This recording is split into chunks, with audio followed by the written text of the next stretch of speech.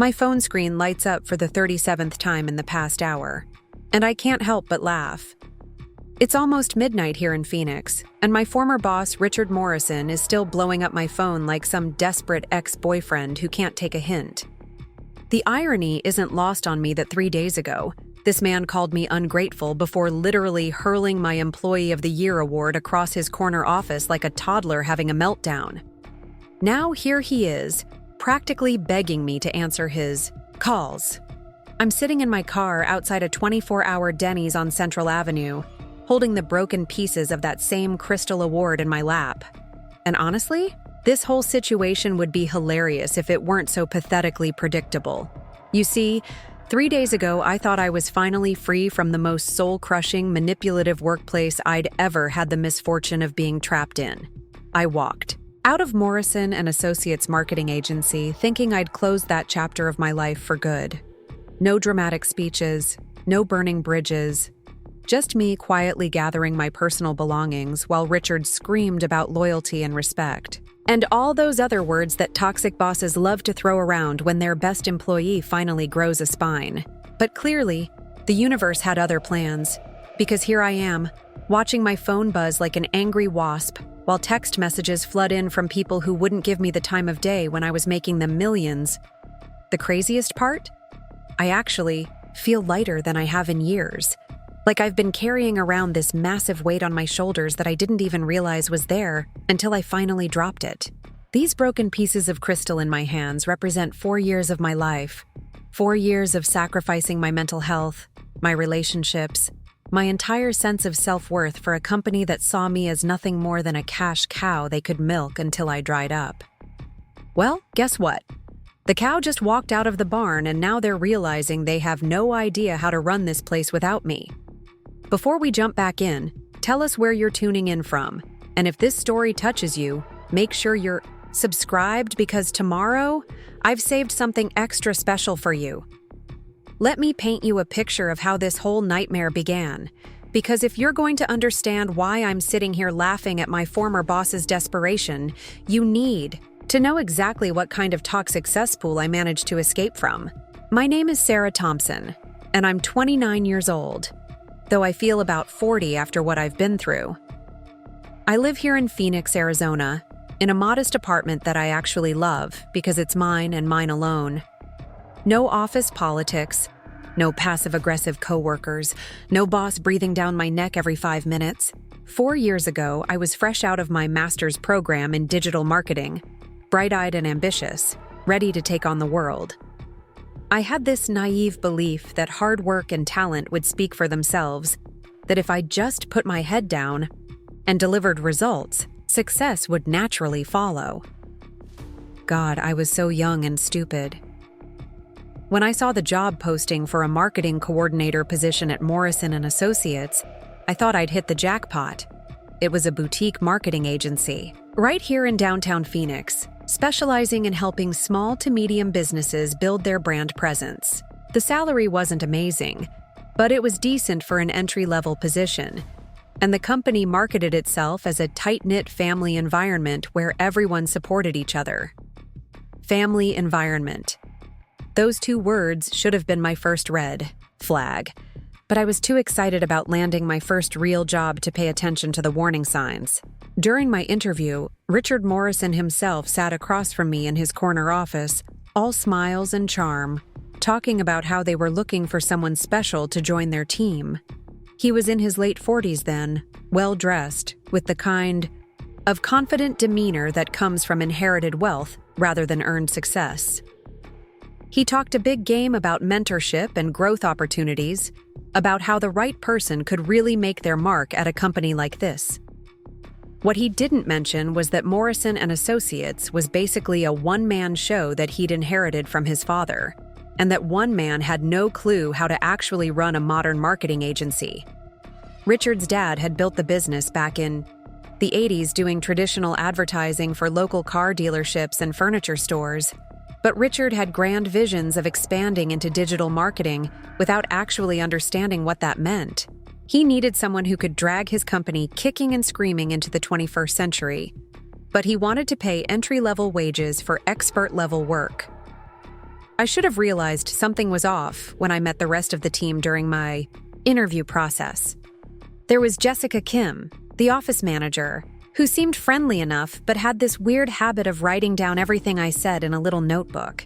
She was around my age, maybe a year or two older, with perfectly styled hair and designer clothes that seemed way too expensive for someone in her position. Then there was Mike Rodriguez, the so-called creative director, who spent most of our brief meeting scrolling through his phone and giving me one-word answers to my questions about the company culture. But I was desperate to start my career, and this was the best offer I'd received after months of sending out resumes and getting rejected. So I said yes, shook Richard's hand, and agreed to start the following Monday at a salary of $45,000 a year.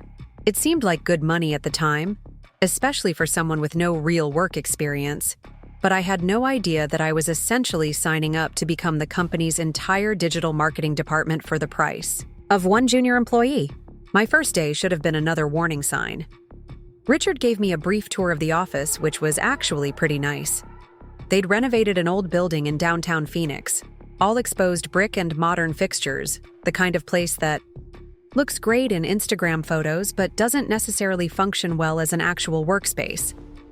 My desk was positioned right in the middle of the main floor. No privacy, no walls, just me sitting there while everyone could watch my every move. Richard called it collaborative workspace design, but it felt more like being on display in a zoo. Preparing and narrating this story took us a lot of time, so if you are enjoying it, subscribe to our channel. It means a lot to us. Now back to the story. The job description had been pretty vague during the interview process. Something about digital marketing coordination and campaign support. But on my first day, Richard handed me a list of responsibilities that would have been overwhelming for someone with 5 years of experience, let alone a recent graduate. I was supposed to manage their social media accounts, create email marketing campaigns, design graphics, write blog content, handle their website maintenance, coordinate with clients, and somehow also find time to learn their existing systems and processes. When I asked about training or onboarding, Richard just laughed and said, "You're smart, you'll figure it out. That's why we hired you." Jessica offered to show me how to use their project management software, which turned out to be some ancient system that looked like it hadn't been updated since 2005, and Mike gave me a 20-minute overview of their brand standards, which basically consisted of using the company colors and making sure everything looked professional. That first week was brutal. I stayed until almost 9 every night trying to catch up on projects that had apparently been sitting unfinished for months. Richard would pop by my desk every few hours to check on my progress, always with this slightly disappointed expression like I wasn't working fast enough for his liking. He had this habit of standing just a little too close when he talked to you, invading your personal space in a way that made you uncomfortable but wasn't quite inappropriate enough to complain about. The clients were another story entirely.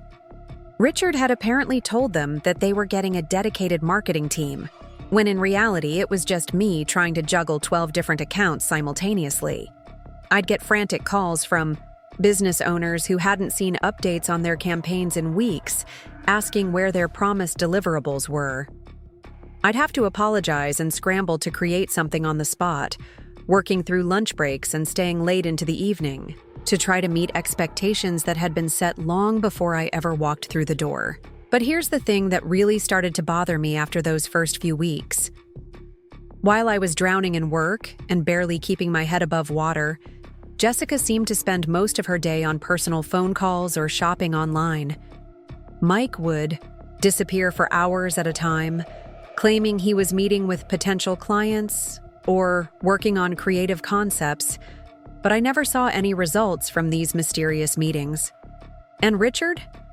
He spent most of his time in his office with the door closed, occasionally emerging to assign me more projects or complain about something that wasn't getting done fast enough. The worst part was the money situation. My $45,000 salary sounded decent on paper, but after taxes and health insurance deductions, I was barely scraping by. Meanwhile, I was watching Jessica drive up every morning in a brand new Audi, and Mike was constantly talking about his weekend trips to Los Angeles or San Diego. Richard, of course, had his BMW and his expensive suits and his constant complaints about how hard it was to find good employees these days. About 3 months into the job, I started to realize that I was essentially running the entire digital marketing operation by myself while getting paid less than what most companies pay their interns.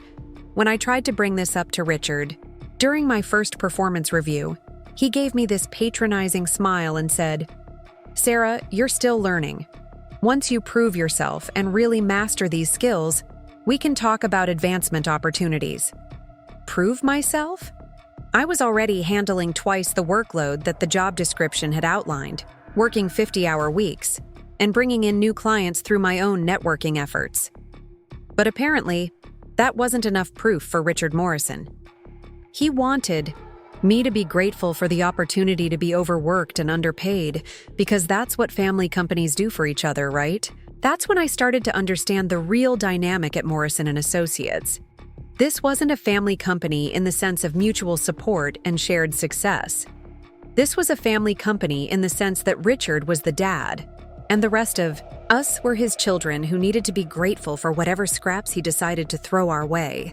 Jessica was the golden child who could do no wrong.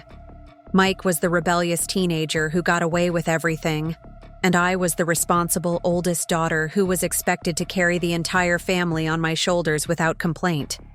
The breaking point came about 6 months in, when Richard announced that we'd landed a huge new client, a regional restaurant chain that wanted to completely overhaul their digital presence. It was a 6-month contract worth over $200,000, by far the biggest deal the company had ever closed.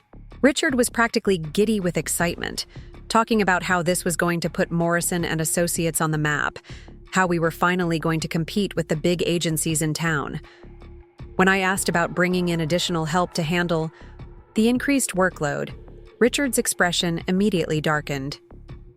"Sarah, this is exactly the kind of thinking that's holding you back. Successful people find ways to get things done. They don't make excuses about needing more resources." He went on to explain that this client would be my responsibility, in addition to all my existing accounts, because I was the only one on the team with the digital marketing expertise to handle it properly. Let me be clear about what this meant. I was now responsible for managing 13 different client accounts, creating content for over 40 social media platforms, designing graphics for weekly email campaigns, maintaining 6 different websites, and somehow also finding time to develop a comprehensive digital strategy for a restaurant chain with 23 locations across Arizona and New Mexico, all for my same $45,000 salary, while Richard collected the $200,000 fee and Jessica continued to spend her days planning her next vacation. The restaurant chain project consumed my life for the next 4 months. I was working 70-hour weeks, coming in early, staying late, working weekends, barely sleeping, barely eating, completely isolated from my friends and family because I simply didn't have time for a personal life anymore. I was running on nothing but caffeine and pure determination, telling myself that this was just temporary, that once we finished this project, things would go back to normal. But normal at Morrison & Associates meant being overworked and undervalued. So I'm not sure why I thought finishing one big project would change anything. If anything, my success with the restaurant chain just proved to Richard that I could handle even more responsibility without requiring additional compensation. The day after we delivered the final campaign materials, he called me into his office with another huge project, this time for a tech startup that wanted to launch a completely new product line.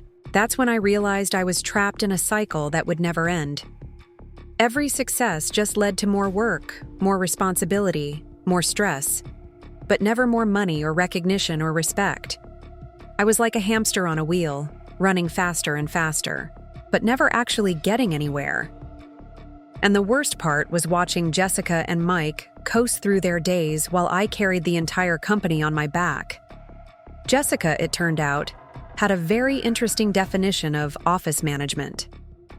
Her primary responsibilities seemed to involve answering the phone when she felt like it, ordering office supplies once a month, and scheduling Richard's appointments. The rest of her time was spent on what I eventually realized was her own side: business, a consulting company that she was running out of our office using our resources and our client connections. She'd take long phone calls during work hours, using our conference room for her own client meetings, and somehow Richard never seemed to notice or care.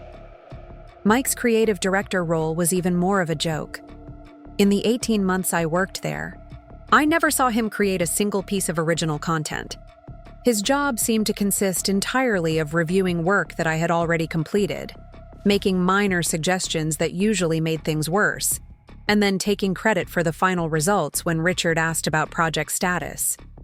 He had this amazing ability to disappear whenever there was actual work to be done, but somehow always managed to be around when clients were giving compliments or Richard was handing out praise. The really infuriating part was how they both treated me like I should be grateful for the opportunity to do their jobs for them. Jessica would pile administrative tasks on my desk with a sweet smile and a comment about how I was so much better at this stuff than she was. Mike would dump half-finished projects on me with urgent deadlines, claiming that he'd been too busy with big picture strategy to handle the execution details himself. And Richard? Richard had somehow convinced himself that he was a mentor figure in my life, generously sharing his wisdom and business acumen with a grateful young employee. He'd pop by my desk to offer unsolicited advice about my career development, usually while I was in the middle of crisis managing some disaster that could have been avoided if he'd bothered to properly staff his company. He loved to talk about his own journey as a business owner, conveniently leaving out the part where he'd inherited the entire operation from his father and nearly run it into the ground within 5 years. The money situation got even more ridiculous as time went on. While my salary remained frozen at $45,000, I was bringing in over $500,000 in new business annually through my own efforts. I'd built relationships with clients, created campaigns that were generating real results, and basically turned Morrison and Associates from a struggling local agency into a legitimate player in the Phoenix marketing scene. But every time I brought up the possibility of a raise or promotion, Richard would give me some variation of the same speech about patience and proving myself and waiting for the right opportunity. Meanwhile, Jessica somehow managed to afford a lifestyle that was completely inconsistent with her supposed salary level. Designer handbags, expensive jewelry, luxury vacations, a car payment that probably cost more than my rent. When I casually asked her about it once, she gave me this mysterious smile and said something about multiple income streams and side hustles, which I naively assumed meant she was really good at budgeting or had some kind of family money. Mike was even more blatant about his unexplained wealth. He'd show up to work wearing clothes that cost more than I made in a month, constantly talking about his weekend trips to expensive restaurants and exclusive events. He drove a Tesla, lived in a luxury apartment complex in Scottsdale, and somehow always had money for the latest gadgets and technology. For someone whose only official income was his creative director salary, he was living pretty well. But I was too busy keeping the company afloat to really investigate what was going on. With my co-workers' mysterious financial situations, I was focused on my own survival, trying to manage an impossible workload while maintaining some semblance of quality in my work. I kept telling myself that if I could just hang on a little longer, prove my value to the company, eventually Richard would have to recognize my contributions with appropriate compensation.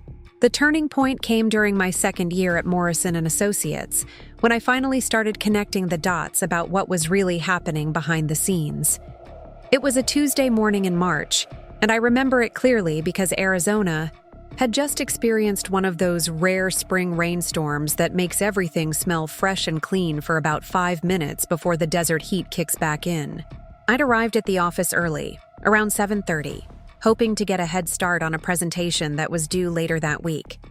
The building was completely empty except for the security guard downstairs, and I was enjoying the rare peace and quiet when I heard voices coming from Richard's office. Now, Richard never arrived before 9:30 on a good day. so hearing him in the office that early was unusual enough to catch my attention. But what really made me pause was the tone of the conversation. It wasn't his usual booming, confident voice that he used when he was trying to impress clients or intimidate employees. This was quieter, more urgent, almost desperate. I wasn't trying to eavesdrop, but the office acoustics carried sound in weird ways, and I couldn't help but overhear fragments of what sounded like a very heated phone conversation. From what I could piece together, Richard was talking to someone about money. A lot of money. He kept mentioning numbers that seemed way too large for any project we were currently working on, and he sounded increasingly agitated as the conversation went on. At one point, I distinctly heard him say something about covering the shortfall and buying more time, which seemed like odd language for someone who was supposedly running a successful marketing agency. The conversation ended abruptly, and I heard his office door slam shut with enough force to rattle the windows. I tried to focus on my work, but something about that overheard conversation nagged at me for the rest of the day. Richard seemed distracted and irritable, snapping at Jessica over minor issues and completely ignoring Mike's attempts to discuss some upcoming client presentation. During our weekly team meeting that afternoon, he announced that we'd be implementing some new efficiency measures to help the company stay competitive in challenging market conditions. What this translated to, in practical terms, was me taking on even more responsibilities while Jessica and Mike somehow managed to maintain their existing workloads. The new efficiency measures included consolidating several client accounts under my direct management, streamlining our reporting processes to save time, and restructuring our project timelines to deliver results faster. Richard presented these changes as exciting opportunities for professional growth, but I could see right through the corporate speak. We were cutting costs by eliminating outside contractors and consultants, which meant I'd be doing work that had previously been handled by specialists in areas like graphic design, web development, and content creation. What really bothered me wasn't just the additional workload, though that was certainly overwhelming. It was the way Richard talked about these changes as if they were somehow benefiting me personally. He kept emphasizing how this would give me valuable experience in different areas of marketing, how it would make me more versatile and valuable as a professional. The subtext was clear. I should be grateful for the opportunity to work myself to death for the same salary I'd been earning when my job was half as demanding. Jessica's response to the efficiency measures was particularly telling. While I was scrambling to figure out how to manage 15 client accounts simultaneously, she seemed completely unfazed by the announcement. In fact, she appeared almost relieved, like she'd been expecting something much worse. During the meeting, she kept exchanging glances with Richard that seemed to suggest some kind of private understanding between them. When I asked her afterward about how the changes would affect her office management responsibilities, she just shrugged and said she was sure everything would work out fine. Mike's reaction was even more suspicious. Instead of expressing any concern about the increased pressure on our team or asking how we'd maintain quality standards with reduced resources, he immediately started talking about how these changes would create exciting creative opportunities. He volunteered to take on additional strategic planning responsibilities, which sounded impressive until you realized that strategic planning at Morrison and Associates basically meant having long, unproductive meetings where nothing concrete ever got decided. Over the next few weeks, as I struggled to adapt to my expanded role, I started paying closer attention to my coworkers' daily routines. What I discovered was fascinating in the most depressing way possible. Jessica, who was supposedly overwhelmed with office management duties, spent most of her mornings on personal phone calls that had nothing to do with Morrison and Associates business. I'd overhear her discussing project timelines and deliverables, and budget approvals, but for clients and companies I'd never heard of. At first, I assumed she was handling some kind of outsourced administrative work for other local businesses, which seemed like a reasonable side hustle for someone in her position.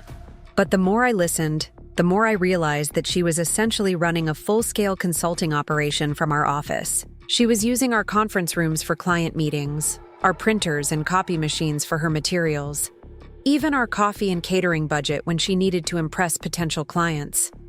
And somehow, Richard either didn't know or didn't care that his office manager was operating a competing business using company resources. Mike's situation was even more blatant once I started paying attention. His mysterious disappearances during work hours weren't random occurrences. They followed a very clear pattern. Every Tuesday and Thursday afternoon, he'd announce that he was going out to meet with potential clients or scout locations for photo shoots. But on several occasions, I happened to be running errands in different parts of the city and spotted his Tesla parked outside office buildings that housed other marketing agencies and design firms. The pieces started falling into place when I accidentally discovered his LinkedIn profile during a routine social media audit for one of our clients. According to his public profile, Mike Rodriguez wasn't just the creative director at Morrison & Associates. He was also the founder and principal consultant of Rodriguez Creative Solutions, a boutique branding agency that specialized in helping businesses develop their visual identity and marketing strategies. The portfolio section of his company website featured work that looked suspiciously similar to campaigns I'd developed for our clients, just with different color schemes and slightly modified layouts. But the real revelation came when I started cross-referencing the client lists. Several businesses that had worked with Morrison & Associates in the past were now listed as current clients of Rodriguez Creative Solutions. These weren't companies that had randomly decided to switch agencies. These were accounts that Mike had directly managed during his time working for Richard. He was literally stealing our clients and funneling them into his own business, probably offering them lower rates by cutting out the overhead costs that come with running a legitimate agency. The most infuriating part was realizing how long this had been going on. Looking back through old emails and project files, I could see a clear pattern of clients mysteriously deciding not to renew their contracts with us, usually after working exclusively with Mike on their final projects. Richard had always attributed these losses to normal market fluctuations or competitive pressures, but now I understood what was really happening. Mike was systematically poaching our best accounts and using the relationships he'd built while working for Richard to launch his own competing business. Meanwhile, I was working 80-hour weeks trying to keep the agency afloat, constantly scrambling to replace the revenue we were losing to Mike's corporate espionage. Every time a client decided not to renew their contract, Richard would pressure me to find new accounts to fill the gap. I was cold calling prospects, attending networking events, developing speculative campaign proposals, doing everything I could to bring in fresh business while Mike was literally sabotaging our existing relationships. The stress was starting to affect every aspect of my life. I was drinking too much coffee and not getting enough sleep, surviving on takeout food and energy drinks because I didn't have time to grocery shop or cook proper meals. My friends had stopped inviting me to social events because I'd canceled on them too many times, always citing work emergencies that couldn't wait until Monday.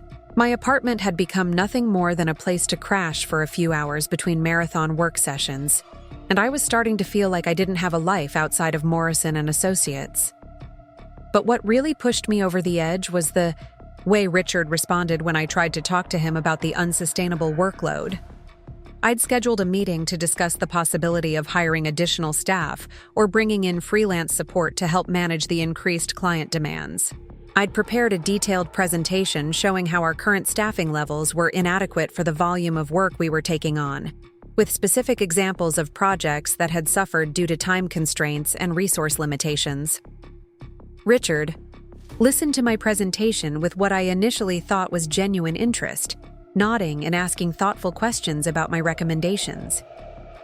But when I finished explaining why we needed to invest in additional human resources, his response was completely dismissive.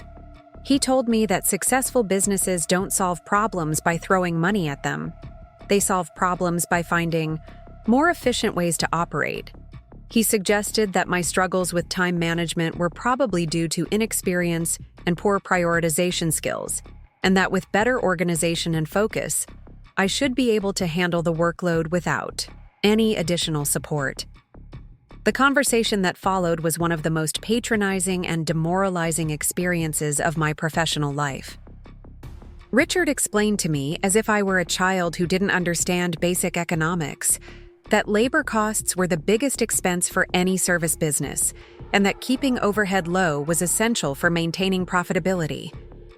He talked about how his father had built Morrison and Associates by working long hours and making personal sacrifices, and how the younger generation seemed to expect success without being willing to put in the necessary effort. When I pointed out that I was already working twice as many hours as my original job description had specified, Richard's tone shifted from patronizing to slightly threatening. He reminded me that my position at the company was still relatively junior, and that there were plenty of recent graduates who would be thrilled to have an opportunity like mine. He suggested that if I wasn't capable of handling the responsibilities that came with my role, maybe it was time to consider whether Morrison and Associates was the right fit for my career goals. That meeting was a wake-up call in the most brutal way possible. I finally understood that Richard didn't see me as a valuable employee who deserved fair compensation and reasonable working conditions. He saw me as a disposable resource that he could exploit until I burned out completely, at which point he'd simply replace me with another naive graduate who didn't know enough to demand better treatment. The family company rhetoric was just a manipulation tactic designed to make me feel guilty for expecting basic professional respect. Walking back to my desk after that conversation, I felt something shift inside me. The optimism and determination that had carried me through 2 years of increasing exploitation finally gave way to a cold, clear understanding of my situation. I wasn't building a career at Morrison and Associates. I was subsidizing Richard's lifestyle, while my coworkers used the company as a launching pad for their own entrepreneurial ventures. I was the only person in that office who was actually committed to the success of the business, and I was being punished for my loyalty with impossible demands and zero recognition. That night, I went home and did something I hadn't done in months. I updated my resume. It was a depressing exercise because I realized how much of my professional development had been stunted by my time at Morrison and Associates. While other people my age were gaining diverse experience at well-managed companies, learning from competent mentors, and building professional networks, I'd been trapped in a dysfunctional environment that had taught me nothing except how to survive workplace abuse. But as I worked on documenting my accomplishments, I also started to recognize just how much I'd actually achieved despite the obstacles. I'd single-handedly managed marketing campaigns for dozens of clients, generating millions of dollars in revenue for the agency.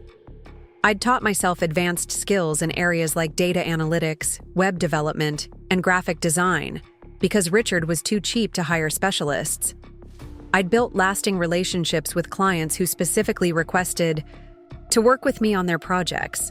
In any other work environment, these accomplishments would have earned me promotions, raises, and professional recognition. The more I thought about it, the angrier I became. Not just angry at Richard for exploiting me, or at Jessica and Mike for their dishonest side businesses, but angry at myself for accepting this treatment for so long. I'd allowed my fear of unemployment and my desire to be seen as a dedicated employee to override my basic sense of self-respect. I'd convinced myself that suffering in silence was somehow noble, that enduring abuse would eventually lead to success and recognition. But that night, as I sat in my apartment looking at job postings for marketing positions at legitimate companies, I made a decision that would change everything. I wasn't going to wait for Richard to recognize my value or for the situation at Morrison and Associates to magically improve. I was going to take control of my career and find an employer who would treat me with the respect I deserved. The only question was whether I'd have the courage to follow through when the time came to actually make the leap. The universe, as it turned out, was about to give me a very compelling reason to find that courage. Because while I was planning my escape from Morrison and Associates, Richard was cooking up a scheme that would reveal just how little he valued the people who'd built his business. The efficiency measures he'd implemented were just the beginning of his plan to squeeze every last dollar out of his employees while protecting his own financial interests.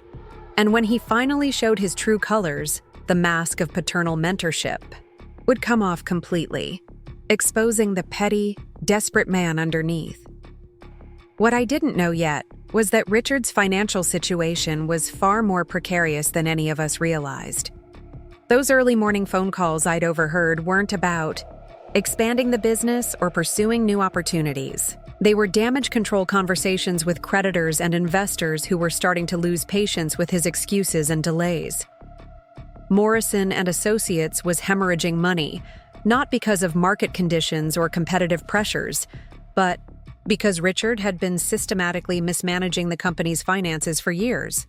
The expensive office renovation, the luxury car payments, the designer suits, the client entertainment expenses that seemed excessive even for a marketing agency. All of it had been funded with money that should have been invested back into the business. Richard had been living like a successful entrepreneur while his company slowly went bankrupt, and now the bills were coming due. The efficiency measures weren't about staying competitive. They were about desperately trying to reduce overhead costs before the whole operation collapsed. But instead of taking responsibility for his financial mismanagement or making the hard decisions that might have saved the company, Richard had decided to double down on the exploitation strategy that had gotten him into this mess in the first place. If he could squeeze enough unpaid labor out of his remaining employees, if he could avoid paying raises or hiring additional staff, if he could continue operating with minimal overhead while maximizing revenue, maybe he could keep the illusion going a little longer. The problem with this plan, from Richard's perspective, was that it required the complete cooperation of people who were already being pushed to their breaking point. And as I was about to discover, even the most patient and dedicated employee has limits. The question wasn't whether those limits would eventually be reached. The question was what would happen when they finally were. Jessica's consulting business was about to become a much bigger problem for Richard than he realized. Mike's client poaching operation was going to escalate from annoying to catastrophic, and I was going to discover evidence of financial irregularities that would make their side hustles look like minor ethical lapses in comparison. The carefully constructed fiction of Morrison and Associates as a successful family business was about to crumble, and when it did, the resulting explosion would leave no one unscathed. But all of that was still in the future as I sat at my desk, the next morning, pretending to work on client projects while actually researching my exit strategy. I had no idea that within 6 months, I'd be sitting in a Denny's parking lot at midnight, laughing at my former boss's desperate attempts to lure me back to the company that had nearly destroyed my mental health and professional confidence. I couldn't have imagined that the Crystal Award-gathering dust on Richard's shelf would soon be scattered in pieces across his office floor, or that I'd finally find the courage to walk away from a situation that had been slowly poisoning my life for years. All I knew that morning was that something had to change, and for the first time since I'd started working at Morrison and Associates, I was finally ready to be the one who changed it. The breaking point didn't come all at once like some dramatic movie scene. Instead, it was more like a dam that had been slowly cracking under pressure until one final drop of water caused the whole structure to collapse. For months, I'd been telling myself that I could handle whatever Morrison and Associates threw at me, that I was strong enough to carry the weight of an entire company on my shoulders, while Richard counted his money and my coworkers pursued their secret side hustles. But strength has its limits, and I was about to discover mine in the most humiliating way possible. It started with what Richard called our annual performance optimization review, which was corporate speak for, let's see how much more work we can pile on Sarah without actually paying her what she's worth. The meeting was scheduled for a Friday afternoon in late October, and I remember the date specifically because it was the same day that Phoenix finally started to cool down from the brutal summer heat. There's something about that first hint of autumn air in the desert that usually makes me feel hopeful and energized. But as I sat in the conference room waiting for Richard to finish his phone call, all I felt was a crushing sense of dread. The conference room at Morrison and Associates was Richard's pride and joy, a testament to his vision of himself as a successful business leader. Floor-to-ceiling windows offered a panoramic view of downtown Phoenix. Expensive leather chairs surrounded a massive mahogany table, and the walls were covered with framed awards and client testimonials that made the agency look far more impressive than it actually was. I'd spent countless hours in that room presenting campaign strategies, client proposals, and quarterly reports, always hoping that this would be the meeting where Richard finally acknowledged my contributions with something more substantial than empty praise. When Richard finally ended his call and joined me at the conference table, he was carrying a thick folder that I assumed contained my performance evaluation materials. He looked tired, more tired than I'd ever seen him, with dark circles under his eyes and a slight tremor in his hands that suggested too much caffeine and not enough sleep. For a moment, I actually felt sorry for him, thinking that maybe the stress of running a business was finally catching up with him and we could have an honest conversation about the challenges facing the company. That sympathy lasted exactly 30 seconds until Richard opened his folder and began what can only be described as the most insulting performance review in the history of corporate America. Instead of acknowledging the fact that I'd been single-handedly keeping Morrison and Associates afloat for the better part of 2 years, he launched into a detailed critique of my time management skills, my communication style, and my apparent inability to work efficiently under pressure. According to his evaluation, my recent struggles with workload management indicated a concerning lack of professional maturity and strategic thinking. He had charts, actual pie charts and bar graphs showing my productivity metrics compared to industry benchmarks that he'd apparently pulled out of thin air. According to Richard's analysis, I was spending too much time on creative development and not enough time on client relationship management. I was focusing too heavily on campaign execution and neglecting the broader strategic implications of our marketing initiatives. I was getting bogged down in technical details instead of maintaining the big picture perspective that separates true marketing professionals from mere coordinators. The irony was so thick you could cut it with a knife. Here was a man who inherited his business from his father and had nearly run it into the ground within 5 years, critiquing the performance of the person who had literally saved his company from bankruptcy. Here was someone who couldn't manage his own finances or retain his own clients, offering me advice about professional development and career planning. But the worst part wasn't his complete lack of self-awareness. It was the genuine conviction in his voice, the absolute certainty that he was providing valuable mentorship to a struggling employee. As Richard continued his presentation, complete with PowerPoint slides that he'd apparently spent hours preparing, I found myself studying his face and trying to understand how someone could be so completely divorced from reality. Did he actually believe the words coming out of his mouth? Had he somehow convinced himself that my 70-hour work weeks and impossible client loads were evidence of inefficiency rather than dedication? Or was this all an elaborate performance designed to justify the bombshell he was about to drop? The bombshell, when it finally came, was delivered with the kind of casual indifference that only someone completely disconnected from basic human empathy could manage. After 45 minutes of critiquing my performance and questioning my commitment to professional excellence, Richard announced that the company would be implementing a new compensation structure designed to better align employee incentives with business objectives. What this meant, in practical terms, was that my base salary would be reduced by 20%, with the opportunity to earn back that lost income through performance bonuses tied to specific revenue targets.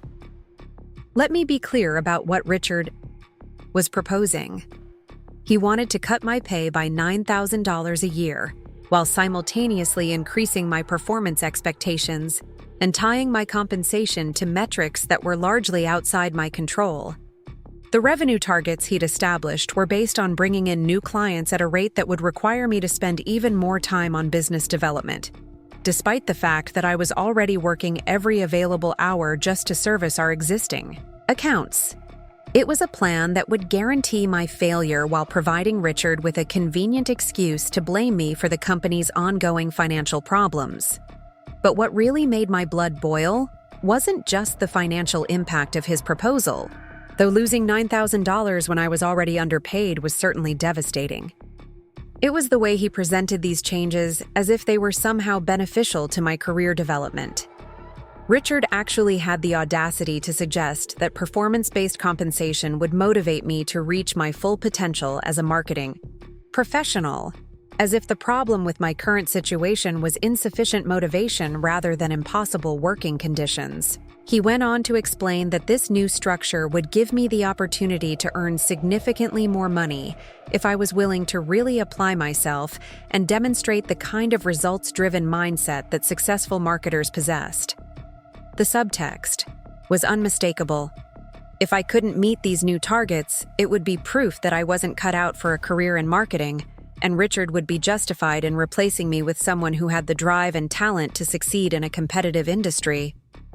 The meeting that was supposed to be my annual performance review had somehow become a hostage negotiation, with Richard holding my job security ransom while demanding that I accept a massive pay cut and increased responsibilities. And the most infuriating part was that he seemed to expect me to be grateful for this opportunity to prove myself all over again, as if 2 years of carrying his company on my back hadn't already demonstrated my value to the organization. When I tried to object to his proposal, pointing out that my current workload was already unsustainable and that reducing my income would make it impossible for me to cover my basic living expenses, Richard's response was swift and brutal. He reminded me that Morrison and Associates had taken a chance on me when I was fresh out of graduate school with no real work experience, and that the skills and knowledge I'd gained during my time at the company were valuable assets that would serve me well throughout my career. The implication was clear. I owed Richard my gratitude and compliance, regardless of how unreasonable his demands might be.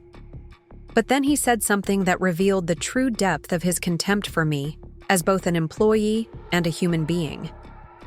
He suggested that my resistance to the new compensation structure might indicate that I'd become too comfortable in my current role, and that perhaps a more challenging environment would help me develop the resilience and adaptability that were essential for long-term success in the marketing industry. In other words, he was threatening to make my already impossible job even more difficult if I didn't accept his terms without complaint.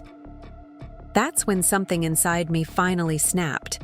Not in a dramatic, explosive way, but more like a wire that had been stretched to its breaking point and finally gave way with a quiet, definitive crack. I realized that I'd been operating under a fundamental misunderstanding about my relationship with Richard and Morrison and Associates. I'd thought I was building a career, developing my skills, and contributing to the success of a growing business.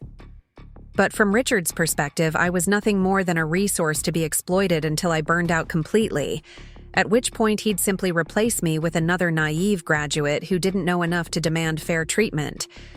The clarity was both liberating and terrifying. For the first time in 2 years, I could see my situation with complete honesty, stripped of all the self-deception and wishful thinking that had kept me trapped in an abusive work environment. I wasn't a valued team member who was temporarily going through a rough patch. I was a victim of systematic workplace exploitation who had been too afraid and too hopeful to recognize the reality of my circumstances. But understanding my situation and having the courage to change it were two very different things.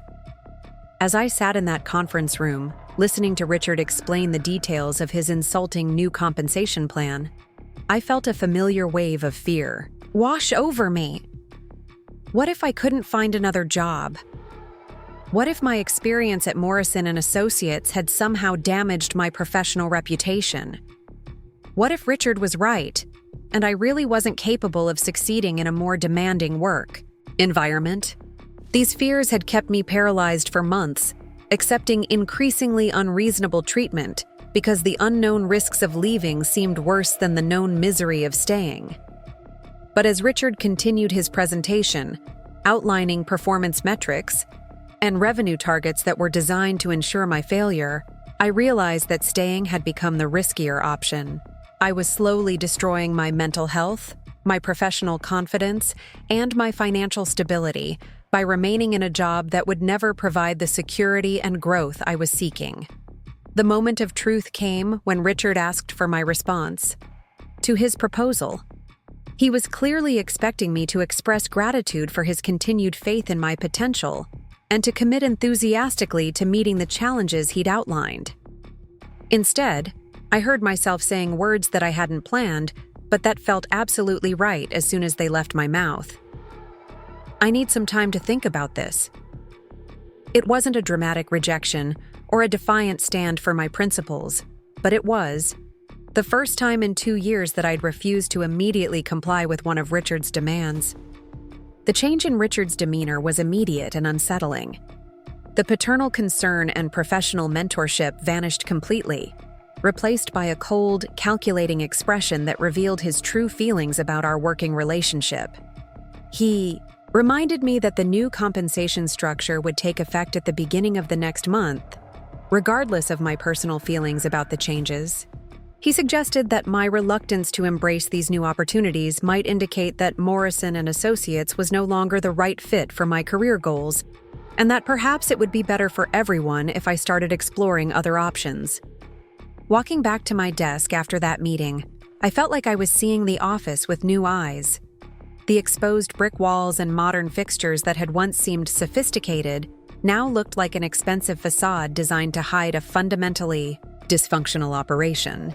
My coworkers, who I'd once viewed as teammates struggling through shared challenges, now appeared to be active participants in a system designed to exploit my labor while protecting their own interests.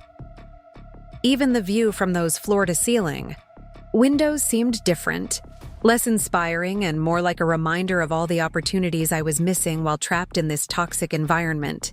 That weekend, I did something I hadn't done in months. I completely disconnected from work. I turned off my phone, ignored my laptop, and spent 2 days thinking seriously about what I wanted from my career and my life. I walked around my neighborhood, visited museums, had long conversations with friends I'd been neglecting, and gradually remembered what it felt like to exist as a complete human being rather than just a work processing machine. The contrast was stark and depressing. Away from the constant pressure and impossible demands of Morrison and Associates, I could think clearly for the first time in years. I remembered why I'd been excited about marketing as a career, back when I thought it would involve creativity and strategy and meaningful collaboration with talented colleagues. I recalled having hobbies and interests that weren't related to work, relationships that provided emotional support rather than just networking opportunities, and goals that extended beyond simply surviving until the next paycheck. But most importantly, I realized that I'd been allowing fear to make decisions for me, and that those fear-based decisions had led me into a situation where I was slowly destroying everything I claimed to value about myself. My dedication to hard work had become an excuse for accepting abuse. My commitment to professional excellence had become a justification for unreasonable demands. My desire to be seen as a team player had become a reason to enable other people's unethical behavior. Monday morning arrived with the kind of crisp, clear weather that makes Phoenix beautiful during the brief window between summer and winter. As I drove to work, I felt a strange sense of calm that I hadn't experienced in months, not because my situation had improved, but because I finally understood what I needed to do. I wasn't going to accept Richard's insulting new compensation plan, and I wasn't going to continue enabling Jessica's consulting business or Mike's client theft. I was going to start looking for a new job immediately, and I was going to begin documenting the unethical and potentially illegal activities I'd been witnessing at Morrison and Associates. The decision felt both terrifying and liberating. Terrifying, because I was finally acknowledging that I'd wasted 2 years of my life in a dead-end job that had taught me nothing except how to endure professional abuse. Liberating, because I was finally taking control of my career instead of waiting for someone else to recognize my value and treat me accordingly. For the first time since I'd started working at Morrison and Associates, I felt like I had agency in my own professional life. But I also knew that the hardest part was still ahead of me. Richard wasn't going to accept my rejection of his proposal gracefully. And once he realized that I was serious about leaving, he would probably escalate. His attempts to manipulate and intimidate me into compliance. Jessica and Mike would close ranks to protect their own interests, and I'd likely find myself completely isolated in an increasingly hostile work environment. The next few months were going to test every ounce of courage and determination I possessed. What I didn't know yet was that Richard's financial situation was far worse than I'd imagined, and that my refusal to accept a pay cut was going to trigger a series of desperate moves that would expose the full extent of his mismanagement and corruption. The performance optimization review hadn't been an attempt to improve the company's efficiency. It had been a last-ditch effort to avoid bankruptcy by shifting even more costs onto the one employee who was too valuable to fire, but too naive to demand better treatment. The next few weeks would bring revelations that would make Jessica's consulting business and Mike's client theft look like minor ethical lapses in comparison. I was about to discover evidence of financial fraud, tax evasion, and systematic theft that would force me to make decisions I'd never imagined facing when I'd accepted that entry-level marketing coordinator position 4 years earlier.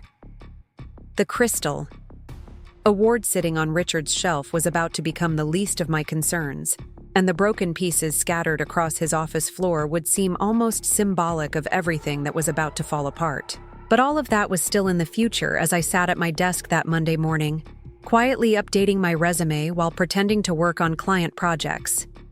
I had no idea that within 3 months I'd be sitting in a parking lot at midnight, laughing at the desperate phone calls from people who had systematically undervalued and exploited me for years. I couldn't have predicted that my quiet rebellion against an insulting pay cut would ultimately uncover a web of corruption that would destroy Morrison and Associates completely. All I knew was that I'd finally found the courage to choose myself over a job that was slowly killing me, and that whatever happened next, it had to be better than the slow-motion professional suicide I'd been committing for the past 2 years. The explosion happened on a Tuesday morning in December, exactly 3 weeks after I'd submitted my formal rejection of Richard's compensation restructuring proposal. I'd been expecting some kind of retaliation, but nothing could have prepared me for the sheer vindictiveness of what Richard had planned. He'd spent those 3 weeks orchestrating what can only be described as a systematic campaign of workplace harassment designed to make my life so miserable that I'd quit without severance pay or unemployment benefits. It started with small things that could easily be dismissed as coincidences or miscommunications. Client meetings that I'd scheduled weeks in advance would mysteriously get moved to times when I was unavailable, forcing me to scramble to reschedule or send hasty apologies. To frustrated business owners, project deadlines would suddenly accelerate without warning, creating artificial crises that required me to work through weekends and holidays just to meet impossible timelines.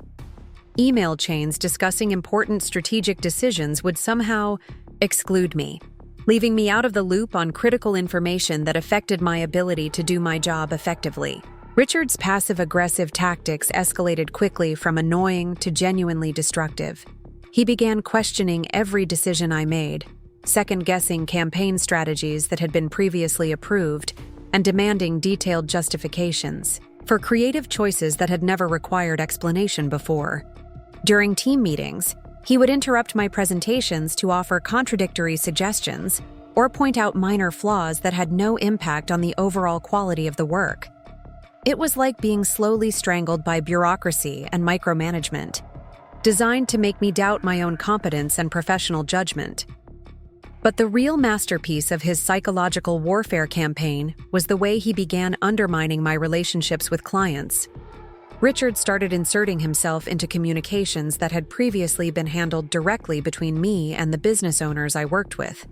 He would schedule follow-up calls to check in on projects, during which he would subtly suggest that recent deliverables hadn't met his usual standards, or that he was personally reviewing my work more closely to ensure quality control.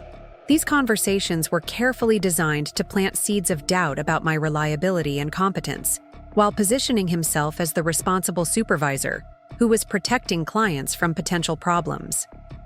The most infuriating part was how skillfully he maintained plausible deniability for all of these attacks. If confronted directly, Richard could point to legitimate business concerns that justified his increased oversight and involvement. After all, what responsible business owner wouldn't want to stay closely connected with important client relationships? What professional manager wouldn't implement additional quality control measures during periods of organizational change? He was destroying my professional reputation and mental health with surgical precision, all while maintaining the appearance of standard business practices. Jessica and Mike, meanwhile, had apparently received very clear instructions about their roles in this campaign of workplace terrorism.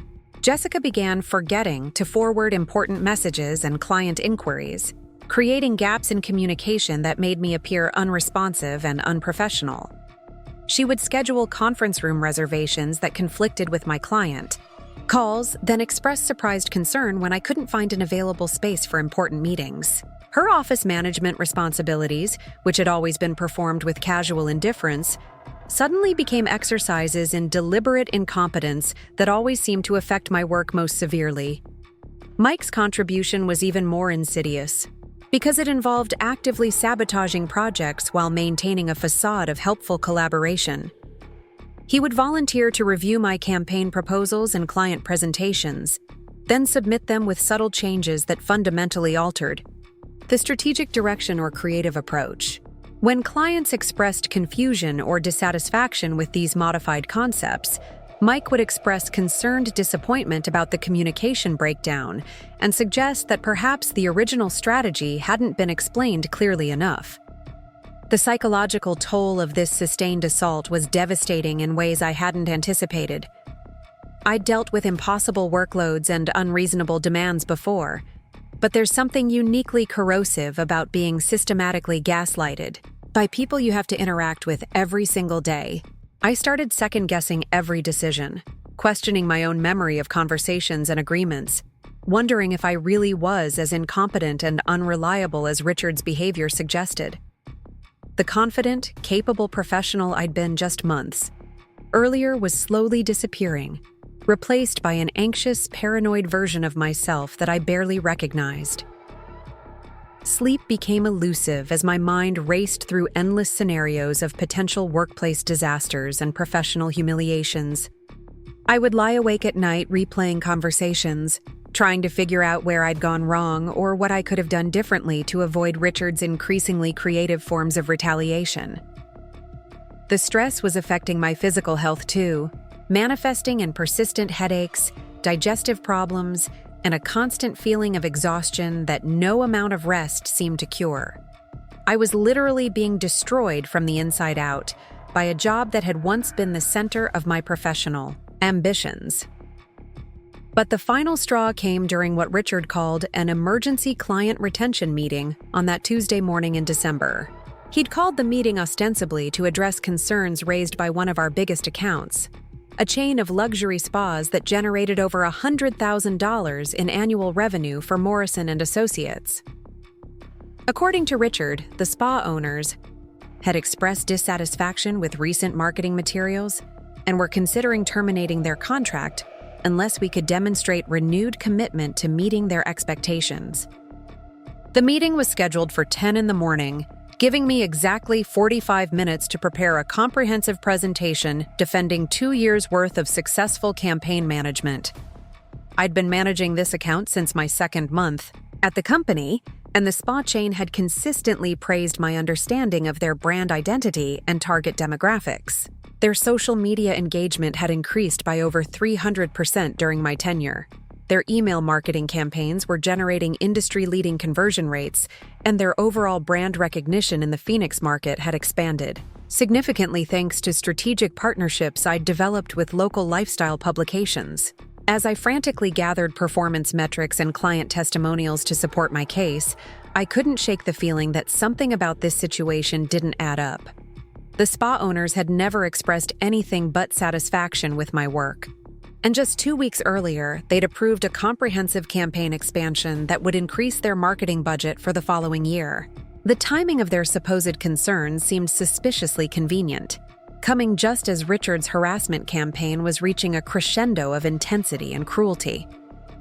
When I arrived at the conference room with my hastily prepared defense materials, I discovered that Richard had invited an audience for my professional execution. Jessica and Mike were there, of course, along with two people I didn't recognize who were introduced as marketing consultants that Richard had brought in to provide objective analysis of our client retention challenges. The setup was clearly designed to maximize my humiliation while providing Richard with witnesses to support whatever narrative he planned to construct about my incompetence and unprofessionalism. Richard began the meeting by reading what he claimed was a formal complaint from the spa chain's management team. According to this document, they were disappointed with the declining quality of marketing materials, frustrated by poor communication and missed deadlines, and concerned about strategic direction that seemed disconnected from their brand values and business objectives. The complaint painted a picture of systematic failure that bore no resemblance to the reality of my relationship with these clients, but Richard presented it with the grave seriousness of someone delivering a terminal medical diagnosis. As he continued reading, citing specific examples of alleged failures and professional shortcomings, I felt my confusion giving way to a cold, clear understanding of what was really happening. The complaint was either completely fabricated or had been solicited through leading questions and manipulative conversations designed to generate the responses Richard needed to justify my termination. This wasn't an emergency client retention meeting. It was an elaborate performance designed to create a paper trail that would protect Morrison and Associates from wrongful termination lawsuits while destroying my professional reputation in the process. When Richard finished his presentation and asked for my response to these serious allegations, I knew that anything I said would be twisted into further evidence of my unsuitability for continued employment. If I defended my work too vigorously, it would be characterized as defensiveness and unwillingness to accept constructive criticism. If I acknowledged any areas for improvement, it would be taken as admission of guilt and professional incompetence. The game was rigged from the beginning, and Richard was simply going through the motions of due process before delivering the verdict he'd already decided. But instead of playing my assigned role in this theatrical production, I did something that clearly caught Richard off guard. I stood up, gathered my materials, and said the words that had been building inside me for months. This is bullshit, and we all know it. The silence that followed was so complete that I could hear the air conditioning system humming in the background and the distant sound of traffic on the street below. Richard's face went through a series of expressions, from shock to confusion, to the kind of rage that comes from having your carefully constructed plans disrupted by someone who refuses to follow the script. What happened next revealed the true depth of Richard's desperation and vindictiveness. Instead of maintaining the professional facade he'd worked so hard to construct, he completely lost control of himself in front of his own witnesses. He stood up from his chair with such violence that it rolled backward and crashed into the window behind him. His face turned red, then purple, as he began screaming about ingratitude and insubordination and betrayal. The carefully modulated voice he'd used to deliver the fabricated client complaint gave way to something raw and ugly that exposed the petty tyrant lurking beneath his business-casual exterior. But the moment that will be forever burned into my memory came when Richard grabbed my Employee of the Year award from its place of honor on the conference room credenza. It was a beautiful piece, heavy crystal etched with the company logo and my name, representing what I'd once thought was recognition for outstanding professional achievement. In Richard's hands, it became a weapon of rage and humiliation as he hurled it across the room with enough force to shatter it against the opposite wall. The sound of crystal exploding was somehow both shocking and deeply satisfying, like the physical manifestation of everything that had been building toward this moment for months. The two marketing consultants that Richard had brought in as witnesses to my professional destruction sat frozen in their chairs, clearly unprepared for the violent tantrum they were witnessing from someone who was supposed to be a respectable business owner. Jessica had gone pale and was staring at her hands, apparently realizing that Richard's mask had slipped so completely that even she couldn't pretend this was normal workplace behavior. Mike, ever the opportunist, looked almost excited by the chaos, probably calculating how he could use this situation to his own advantage in whatever came next. As crystal fragments scattered across the conference room floor, Richard continued his tirade about everything I owed him and the company. He screamed about taking chances on unqualified employees, about providing opportunities for professional growth, about the ingratitude of younger generations who expected success without sacrifice. But underneath all the corporate rhetoric and paternal disappointment, what I heard was the voice of a man who had finally been forced to confront the reality of his own failures and incompetence. The beautiful crystal award lying in pieces on the floor wasn't just symbolic of my shattered relationship with Morrison and Associates. It represented the collapse of Richard's carefully constructed fantasy about himself as a successful business leader and mentor. For years, he'd been able to maintain the illusion of competence by exploiting employees who were too inexperienced or too desperate to challenge his authority. But my refusal to accept his latest round of abuse and manipulation had forced him to reveal the pathetic, vindictive man he'd always been underneath the expensive suits and business school vocabulary. When Richard finally exhausted himself with screaming and stood there panting like he'd just run a marathon, I looked around the room at the faces of everyone who had witnessed his complete meltdown. The marketing consultants were already gathering their materials and preparing to leave, clearly wanting no part of whatever legal and professional consequences were about to follow this display. Jessica was still staring at her hands, probably wondering how she was going to explain her association with this disaster to her own consulting clients. Mike was smirking, but there was something nervous in his expression that suggested he was finally realizing that his client theft operation might not survive the inevitable investigation that would follow Richard's public breakdown. In that moment of crystal clarity surrounded by the debris of my former professional life, I finally understood that walking away from Morrison and Associates wasn't just the right choice. It was the only choice that would preserve my sanity and self-respect. This wasn't a workplace that could be reformed or improved through better communication and conflict resolution. This was a fundamentally toxic environment created and maintained by people who saw other human beings as resources to be exploited rather than colleagues to be respected. I bent down and picked up the largest piece of my shattered award, a fragment that still contained part of my name etched in elegant script. Holding it up so everyone in the room could see, I said the words that officially ended my relationship with Morrison and Associates. I quit, effective immediately.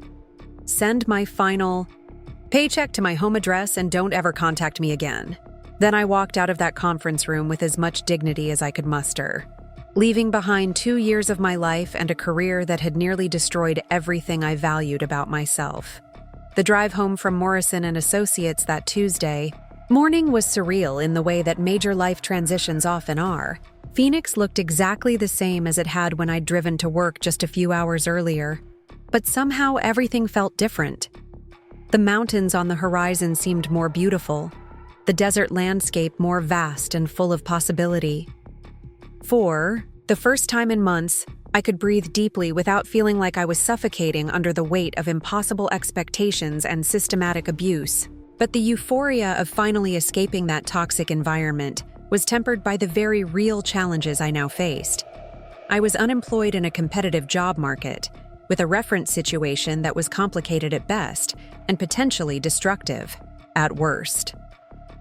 My savings account, already depleted by years of being underpaid for my actual level of responsibility, would cover my basic expenses for maybe 2 months if I was extremely careful.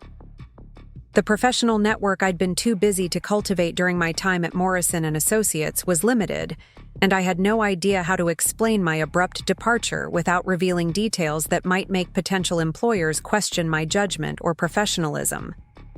Over the next few days, as word of Richard's conference room meltdown spread through Phoenix's tight-knit marketing community, I began to realize that my dramatic exit had actually positioned me better than I'd initially thought. The marketing consultants who had witnessed Richard's breakdown were apparently telling anyone who would listen about the unprofessional and potentially illegal behavior they'd observed at Morrison and Associates. Jessica's consulting clients were starting to ask uncomfortable questions about her association with the company, and Mike's client theft operation was finally attracting the kind of attention that would make it difficult for him to continue operating in the local market. But the real vindication came 3 weeks later, when I received a phone call from the spa chain management team that had supposedly filed the complaint that triggered my termination meeting. They were calling to express concern about the sudden changes in their account management and to ask if I'd be interested in working with them directly as an independent consultant. During our conversation, it became clear that they'd never expressed any dissatisfaction with my work and had no idea that Richard had been using their name to justify his harassment campaign. What followed was a series of revelations that exposed the full extent of Richard's financial mismanagement and fraudulent business practices. The spa chain wasn't the only client that Richard had been misrepresenting in his internal communications. Several other accounts that I'd managed successfully were also unaware that their names had been used to support various disciplinary actions and policy changes that had nothing to do with their actual level of satisfaction. Richard had been systematically lying to his own employees about client relationships in order to create artificial crises that justified increasingly abusive treatment. But the lies about client satisfaction were just the tip of the iceberg. As former employees and business partners began comparing notes about their experiences with Morrison and Associates, a pattern of financial irregularities began to emerge. That made Jessica's consulting business and Mike's client theft look like minor ethical lapses. Richard had been systematically overcharging clients for services that were never delivered, billing hours for employees who weren't actually working on their accounts, and inflating expense reports to cover personal purchases that had nothing to do with legitimate business operations. The investigation that followed involved multiple state agencies and eventually resulted in criminal charges for fraud, tax evasion, and theft. Richard's business license was revoked, Morrison and Associates was shut down permanently, and several clients filed civil lawsuits to recover money they'd paid for services they never received. Jessica and Mike were named as co-conspirators in some of the charges, facing their own legal consequences for their roles in the systematic defrauding of clients and employees. As I sat in that Denny's parking lot 6 months later, watching, my phone buzzed with desperate calls from people who had systematically undervalued and exploited me, I couldn't help but laugh at the irony of the situation. The same man who had called me ungrateful before throwing my award across his office was now begging me to return to help salvage what remained of his collapsing empire. The co-workers who had enabled his abuse and participated in his fraudulent schemes were now panicking about their own legal exposure and professional reputations. But the most satisfying part wasn't their desperation or panic. It was the knowledge that I'd finally found the courage to choose myself over a job that was slowly destroying me. The broken crystal award that I'd carried out of that conference room had become a symbol of liberation rather than loss.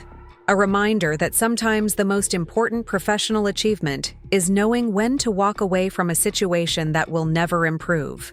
The phone calls eventually stopped. The legal proceedings ran their course, and Morrison and Associates became nothing more than a cautionary tale about workplace exploitation and financial fraud. I built a successful independent consulting practice, working with the same types of clients I'd served at the agency, but under conditions that respected my expertise and compensated me fairly for my contributions. The spa chain became one of my first major accounts, followed by several other businesses that had been impressed by my work during my time at Morrison and Associates, but had never been told that I was the person actually responsible for their successful campaigns. Looking back now, I can see that Richard's breakdown in that conference room was probably inevitable. A man who had built his entire professional identity on exploiting and manipulating others was always going to eventually encounter someone who refused to play along with his games. The only question was whether that person would have the courage to stand up for themselves when the moment came. and whether they'd be strong enough to walk away from a situation that offered the illusion of security in exchange for systematic abuse. The Crystal Award that shattered that Tuesday morning represented more than just recognition for professional achievement. It symbolized the end of my willingness to accept less than I deserved from my career and my life. Sometimes the most important thing you can do is refuse to be grateful for treatment that fundamentally disrespects your worth as a human being. Sometimes walking away from a job that's destroying you is the most professional thing you can do, even when everyone around you is telling you to be thankful for the opportunity to suffer in service of someone else's success. The revelation that would change everything came exactly 1 month after I'd walked out of Morrison & Associates, clutching that broken piece of crystal like some kind of talisman against the professional disaster I thought I'd just created. I was sitting in my apartment on a Wednesday evening, nursing a cup of coffee and scrolling through job listings that all seemed to require experience I didn't have or connections I'd never made, when my phone rang with a number I didn't recognize. Under normal circumstances, I probably would have let it go to voicemail, but something about the timing felt significant enough to answer. The voice on the other end belonged to Maria Santos, the operations manager for Desert Bloom Spa Retreats, the luxury spa chain that had supposedly filed the complaint that led to my dramatic exit from Richard's company.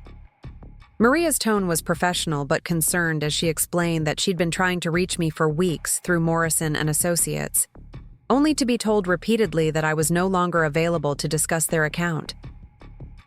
When she'd finally demanded to speak with Richard directly, she'd been given a confusing and contradictory explanation about my departure that raised more questions than it answered.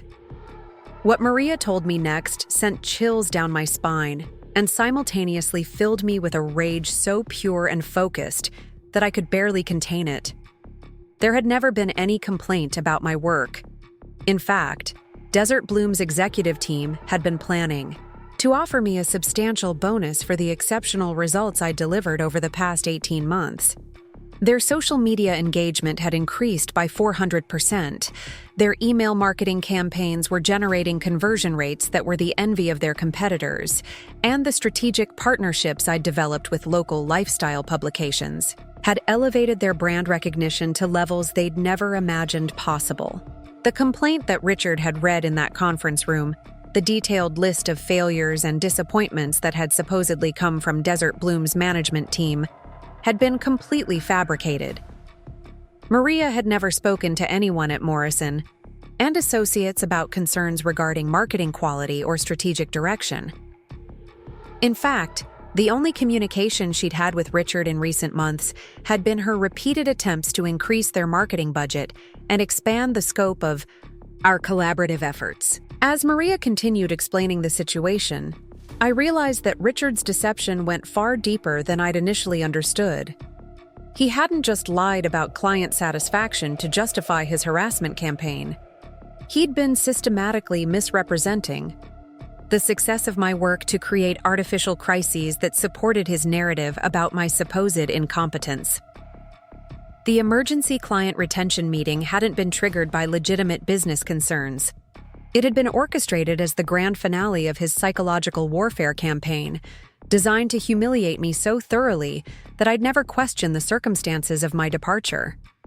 But what made Maria's revelations truly devastating was her description of what had happened to Desert Bloom's account after my departure.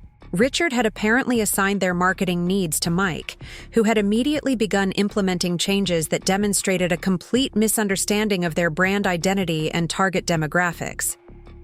The sophisticated, wellness-focused messaging that had taken months to develop and refine had been replaced with generic spa industry cliches that could have been copied from any competitor's website.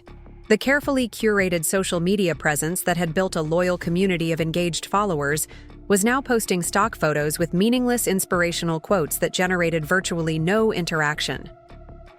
Within 3 weeks of Mike taking over, the account, Desert Bloom, had seen their social media engagement plummet by 60%. Their email open rates dropped to industry basement levels, and their carefully cultivated brand reputation began to erode as customers complained about the dramatic shift in communication quality and strategic focus. The damage was so severe and so obviously the result of incompetent management that Maria's team had begun documenting everything in preparation for terminating their contract with Morrison and Associates entirely. The conversation with Maria lasted almost 2 hours as she detailed the extent of the problems that had emerged since my departure and asked increasingly pointed questions about the circumstances that had led to my leaving the company. When I finally told her the truth about Richard's fabricated complaint and the abusive treatment that had preceded my resignation, the silence on the other end of the line was so complete that I wondered if the call had been disconnected. When Maria finally spoke again, her voice carried a tone of barely controlled fury that made it clear she understood exactly what had happened and how deliberately she'd been manipulated. What followed was a series of conversations that would eventually expose the full scope of Richard's fraudulent business practices and systematic client manipulation. Maria connected me with the executive teams at 3 other companies that had worked with Morrison and Associates, and each conversation revealed the same pattern of lies, misrepresentation, and deliberate sabotage. Richard had been using fictional client complaints to justify increasingly abusive treatment of employees, while simultaneously destroying the very client relationships that generated the revenue necessary to keep his company operational. The body executives I spoke with were universally shocked to learn that their names had been used to support disciplinary actions and policy changes that had nothing to do with their actual experiences working with my team. Several admitted that they'd been considering expanding their marketing budgets specifically because of the outstanding results I'd delivered, only to be told by Richard that I was no longer available due to performance issues that were completely inconsistent with their direct observations of my work quality and professionalism. But the most damaging revelation came from David Chen, the CEO of Phoenix Tech Solutions, a software development company that had been one of Morrison and Associates' largest accounts for over 3 years. David had been planning to offer me a direct employment opportunity as their head of marketing, based on the exceptional growth and brand recognition I'd helped them achieve. When he'd contacted Richard to discuss the terms of my potential departure and transition, he'd been told that I had already been terminated for cause due to serious performance deficiencies and ethical violations. The ethical violations Richard had described to David were particularly creative and malicious. According to Richard's version of events, I had been caught using company resources to develop marketing materials for my own consulting clients, billing excessive hours for projects that required minimal effort, and sharing confidential client information with competitors in exchange for personal financial benefits. These accusations were not only completely false, but potentially career-ending if they had been believed by other potential employers in Phoenix's relatively small marketing community. David's willingness to share the details of his conversation with Richard provided crucial evidence of the systematic campaign of character assassination that Richard had been conducting behind my back. It wasn't enough for him to simply fire me or force me to quit. He was actively trying to destroy my professional reputation and prevent me from finding employment elsewhere in the industry. The man who had called me ungrateful for refusing to accept a 20% pay cut was now spreading lies designed to ensure that I'd never have the opportunity to earn a decent living in my chosen field. The documentation process that followed was both therapeutic and infuriating as I worked with these business owners to compile evidence of Richard's fraudulent representations and systematic client manipulation. We discovered that he'd been billing companies for services that were never provided, charging premium rates for senior-level strategic consulting while assigning the work to inexperienced junior staff, and inflating project timelines to maximize billable hours without delivering proportional value. But the most egregious example of his financial fraud involved a comprehensive digital marketing overhaul that he'd sold to a local restaurant chain for over $50,000.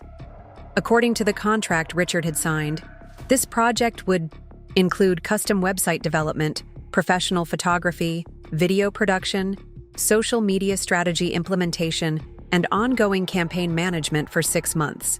In reality, he'd assigned the entire project to me as an additional responsibility on top of my existing workload, with a budget of less than $5,000 for external contractors and no additional compensation for the hundreds of hours I'd worked to meet the client's expectations. The restaurant chain had paid Morrison and Associates the full contract amount up front, believing they were investing in a comprehensive marketing transformation that would be handled by a team of specialists. Instead, they'd received the work of one overloaded employee who was doing her best to deliver professional results with completely inadequate resources and support. The quality of the final deliverables had been acceptable only because I'd worked nights and weekends for months, using my own equipment and software to compensate for the tools and assistance that Richard had promised but never provided. When the restaurant chain's management team learned that they'd been charged $50,000 for services that had actually cost Morrison and Associates less than $8,000 to deliver, their response was swift and decisive. They immediately terminated their contract, demanded a full refund of the remaining balance, and began exploring legal options for recovering the money they'd already paid. More importantly, they agreed to provide testimony and documentation that would support potential criminal charges for fraud and theft. As word of these revelations spread through Phoenix's business community, other Morrison and Associates clients began coming forward with similar stories of overcharging, under-delivering, and systematic misrepresentation of services and results. The pattern that emerged was both sophisticated and brazen in its scope, revealing a business model that was essentially a Ponzi scheme disguised as a marketing agency. Richard had been using revenue from new clients to cover the costs of delivering services to existing accounts, while consistently skimming profits to fund his personal lifestyle and business expenses that had nothing to do with legitimate operations. The luxury car payments, expensive office renovations, client entertainment expenses that exceeded the actual value of the services being provided, and Richard's personal wardrobe and lifestyle costs were all being funded through systematic overcharging and deliberate misallocation of client funds. He'd been operating Morrison and Associates as his personal ATM, treating client payments as his private slush fund, while forcing employees to work for below-market wages and expecting them to be grateful for the opportunity to subsidize his fraudulent lifestyle. But perhaps the most personally satisfying discovery was the evidence that Jessica and Mike had been active participants in Richard's fraudulent scheme, rather than simply passive beneficiaries of his poor management. Jessica's consulting business, it turned out, was being operated almost entirely using Morrison and Associates resources, with her supposedly separate clients actually being charged through Richard's company for services that were being delivered by me and other employees who had no idea their work was being triple billed. The designer handbags, luxury car payments, and expensive vacations that had seemed inconsistent with Jessica's supposed salary level were being funded through an elaborate money laundering operation that involved billing her personal consulting clients through Morrison and Associates, then having Richard issue her fake reimbursement checks for fictional business expenses. She was essentially stealing money from the company, while simultaneously using company resources to operate a competing business, all with Richard's full knowledge and approval. Mike's client theft operation was even more systematically criminal than I'd initially realized. He wasn't just poaching existing accounts. He was using confidential client information, strategic plans, and campaign materials that he'd accessed through his position at Morrison and Associates to undercut Richard's pricing and steal business through his own company. The portfolio featured on Rodriguez Creative Solutions' website included work that I'd personally developed, with only minor modifications to obscure the original source of the creative concepts and strategic frameworks. But the most damaging evidence came from Mike's own financial records, which revealed that he'd been systematically billing both Morrison and Associates and his own clients for the same projects, essentially getting paid twice for work that was being performed once using company resources. He'd also been selling confidential client lists and contact information to competitors, generating additional revenue streams that violated both his employment agreement and basic professional ethics. The investigation that followed involved multiple state agencies, the Better Business Bureau, and eventually the Phoenix Police Department's white-collar crime division. Richard's business license was suspended pending the outcome of criminal proceedings. Morrison and Associates was shut down permanently, and several clients filed civil lawsuits to recover money they'd paid for services they never received. Jessica and Mike were named as co-conspirators in multiple charges, facing their own legal consequences for their roles in the systematic defrauding of clients and employees. The media coverage that followed was both vindicating and surreal, as local business publications detailed the scope of Richard's fraudulent operations and the impact on employees and clients who had trusted Morrison and Associates with their marketing needs and career development.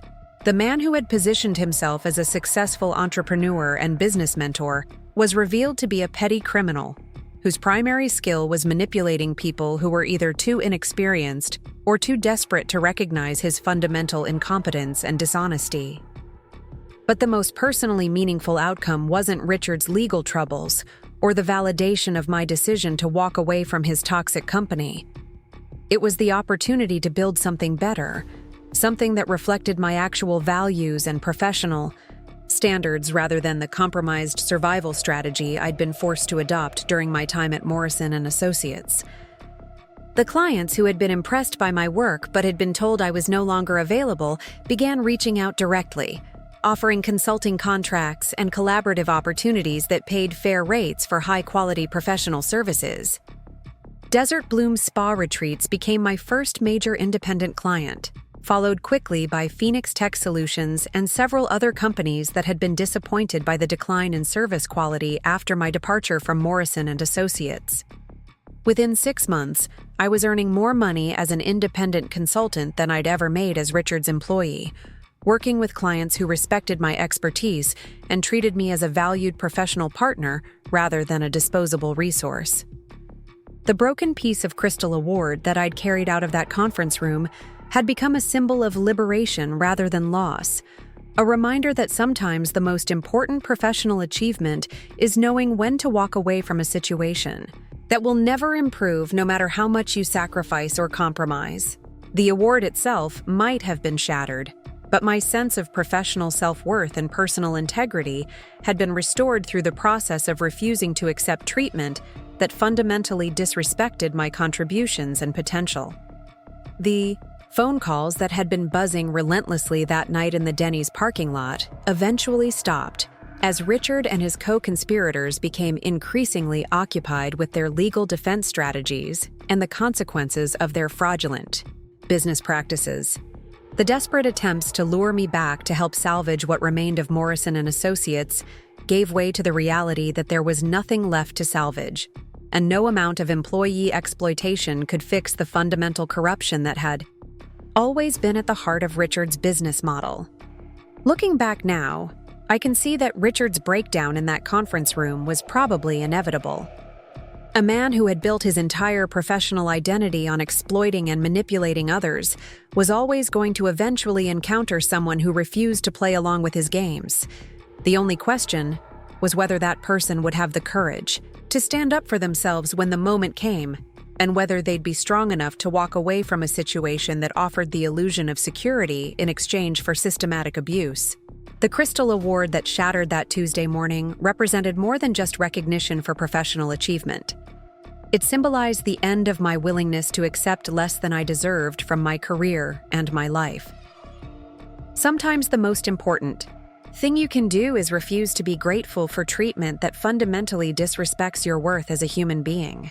Sometimes walking away from a job that's destroying you is the most professional thing you can do, even when everyone around you is telling you to be thankful for the opportunity to suffer in service of someone else's success.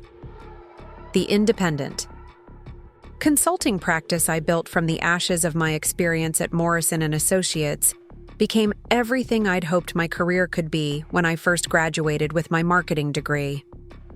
Working with clients who valued my expertise, compensated me fairly for my contributions, and treated me with the respect that every professional deserves reminded me why I'd chosen marketing as a career in the first place. The creativity, strategic thinking, and collaborative problem-solving that had been slowly suffocated under Richard's exploitative management style flourished in an environment where my success was tied directly to the value I provided rather than my willingness to endure abuse. The spa retreats I helped promote through Desert Bloom became genuine success stories that attracted national attention and industry recognition. The tech solutions I marketed for Phoenix Tech Solutions generated revenue growth that exceeded their most optimistic projections. The restaurant chains, retail businesses, and professional service firms that trusted me with their brand development saw measurable improvements in customer engagement, market share, and overall business performance that validated my expertise and justified their investment in professional marketing services. But perhaps the most satisfying aspect of building my own business was the opportunity to work with other professionals who shared my commitment to ethical practices and mutual respect. The collaborative relationships I developed with graphic designers, web developers, photographers, and other marketing specialists created a network of trusted partners who could deliver comprehensive solutions without the exploitation and corner cutting that had characterized Richard's approach to client service. The contrast between my independent practice and my experience at Morrison & Associates was so stark that it sometimes felt like I was working in a completely different industry. Instead of impossible deadlines and artificial crises, I was able to plan projects thoughtfully and execute them with the resources and timeline necessary to deliver exceptional results. Instead of being micromanaged and second-guessed at every turn, I was trusted to make professional decisions and held accountable only for outcomes rather than adherence to arbitrary processes and procedures. The financial rewards of independent consulting were significant, but the psychological benefits were even more valuable. For the first time in years, I could wake up in the morning without dreading the day ahead or wondering what new crisis or manipulation would be waiting for me at the office. My work became a source of pride and satisfaction rather than stress and anxiety, and my relationships with clients evolved into genuine partnerships based on mutual trust and shared goals. The legal proceedings against Richard, Jessica, and Mike eventually concluded with criminal convictions for fraud, theft, and tax evasion that resulted in significant fines, restitution payments, and prison sentences that reflected the scope and impact of their crimes. Several civil lawsuits were settled out of court, with former clients recovering portions of the money they'd paid for services they never received. The Morrison & Associates brand was permanently destroyed, and none of the principal conspirators were able to continue operating in the marketing industry in Phoenix or anywhere else in Arizona. But the most meaningful vindication wasn't the legal consequences faced by the people who had exploited and abused me. It was the knowledge that I'd found the courage to choose myself over a job that was slowly destroying everything I valued about my professional and personal life. The Broken Crystal Award that had once represented my misguided gratitude for the opportunity to be systematically exploited became a reminder that sometimes the most important thing you can do is walk away from people and situations that will never treat you with the respect you deserve. The story of my experience at Morrison & Associates became a cautionary tale that I shared with other young professionals who were struggling with similar workplace abuse and exploitation. The warning signs that I'd ignored or rationalized away became teaching moments that helped others recognize toxic environments before they invested years of their lives in companies that would never value their contributions appropriately. The confidence and self-respect that I'd slowly lost during my time working for Richard were gradually restored through the process of building a business that reflected my actual values and professional standards. The imposter syndrome and self-doubt that had been carefully cultivated through months of gaslighting and psychological manipulation gave way to a clear understanding of my capabilities and worth as a marketing professional. Up next, you've got 2 more standout stories right on your screen. If this one hit the mark, you won't want to pass these up. Just click and check them out.